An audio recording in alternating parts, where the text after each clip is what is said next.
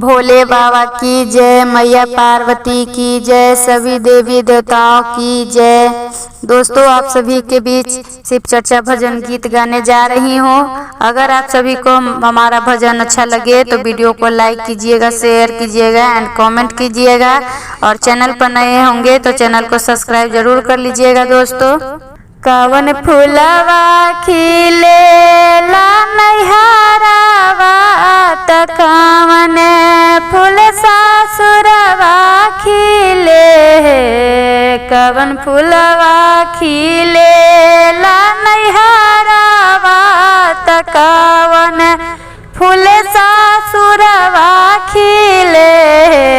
ए सखिया कवन फूलवा फूल शिव चरनिया त शिशिया सवालो रे चललन हे।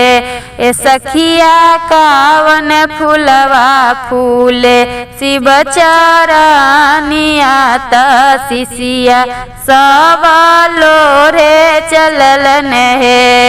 करम फूलवा फूले ला नैहरावा त धर्म फूल सासुरवा खिले।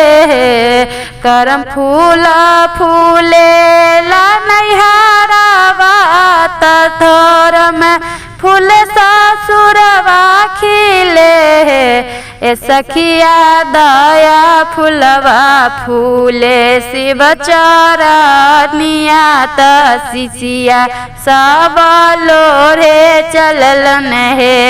ए सखिया दया फूलवा फूले शिव चरनिया त शिशिया सवालो रे चललन हे।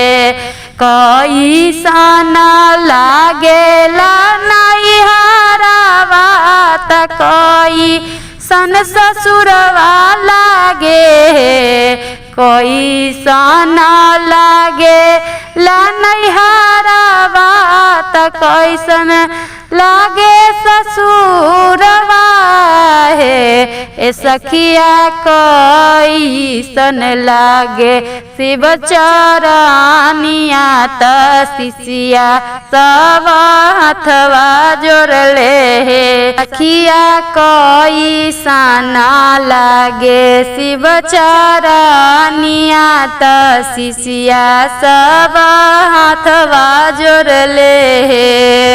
बड़ सुहावन लागे नैहरावा त खट्टा मीठा सासुरवा लागे। बड़ सुहावन लागे नैहरावा त खट्टा मीठा सासुरवा लागे। ए सखिया बड़ा सुख मिले शिव चरनिया त शिशिया सब हाथवा जोड़ले हे।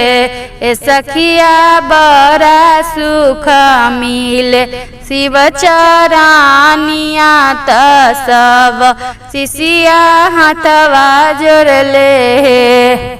भोले बाबा की जय, माता पार्वती की जय, सभी देवी देवताओं की जय।